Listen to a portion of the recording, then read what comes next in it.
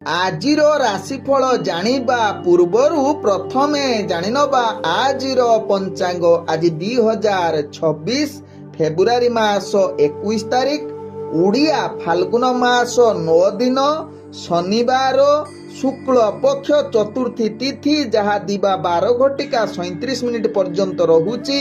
ତାପରେ ପଞ୍ଚମୀ ତିଥି ଆରମ୍ଭ ହେଉଛି। ଆଜି ରେବତୀ ନକ୍ଷତ୍ର, ଯାହା ସନ୍ଧ୍ୟା 6 ଘଟିକା 45 ମିନିଟ୍ ପର୍ଯ୍ୟନ୍ତ ରହୁଛି। ତାପରେ ଅଶ୍ୱିନୀ ନକ୍ଷତ୍ର ଆରମ୍ଭ ହେଉଛି।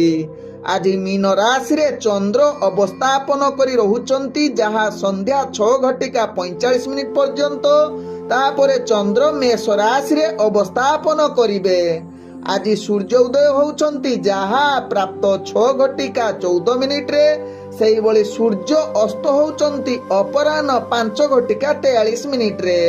ଆଜି ଯୁଗ୍ନି ରହିଛି ନୈଋତ୍ୟ କୋଣେ, ଦିବା 12 ଘଟିକା 37 ପରେ ଯୁଗ୍ନି ଦକ୍ଷିଣ ଦିଗେ ରହିବ।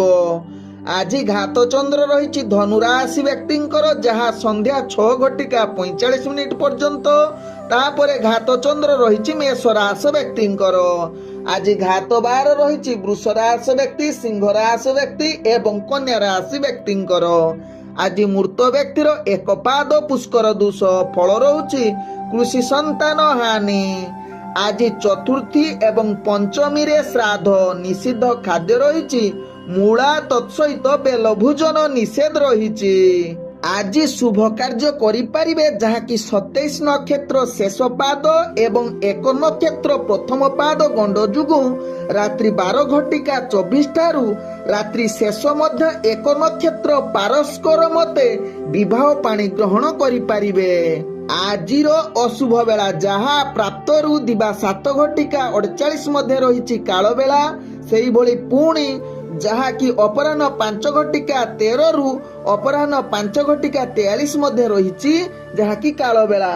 ସେହିଭଳି ଦିବା 9 ଘଟିକା 4ରୁ ଦିବା 10 ଘଟିକା 32 ମଧ୍ୟ ରହିଛି ରାହୁ କାଳ। ସେହିଭଳି ଦିବା 2 ଘଟିକା 4ରୁ ଦିବା 3 ଘଟିକା 41 ମଧ୍ୟ ରହିଛି ବାର ବେଳା।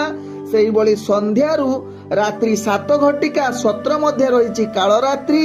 ସେହିଭଳି ପୁଣି ରାତ୍ରି 3 ଘଟିକା 36ରୁ ଶେଷ ରାତ୍ରି 6 ଘଟିକା 12 ମଧ୍ୟ ରହିଛି କାଳରାତ୍ରି। ତେଣୁ କାଳରାତ୍ରି, ରାହୁ କାଳ, ବାର ବେଳା ଏବଂ କାଳ ବେଳା ସମୟରେ କୌଣସି ଶୁଭ କାର୍ଯ୍ୟ କରନ୍ତୁ ନାହିଁ। ଆଜିର ଶୁଭ ବେଳା, ଯାହା ଦିବା 10 ଘଟିକା 32ରୁ ଦିବା 1 ଘଟିକା 26 ମଧ୍ୟ ରହିଛି ଶୁଭ ବେଳା। ସେହିଭଳି ରାତ୍ରି 12 ଘଟିକା 8ରୁ ରାତ୍ରି 1 ଘଟିକା 43 ମଧ୍ୟ ରହିଛି ଶୁଭ ବେଳା। ତେବେ ଚାଲନ୍ତୁ ଜାଣିବା ଆଜିର ରାଶିଫଳ, ଯାହା ଚନ୍ଦ୍ରଗୋଚର ଗଣନା ଦ୍ୱାରା ଜାଣିବା ମେଷ ଠାରୁ ମୀନ ରାଶି ପର୍ଯ୍ୟନ୍ତ।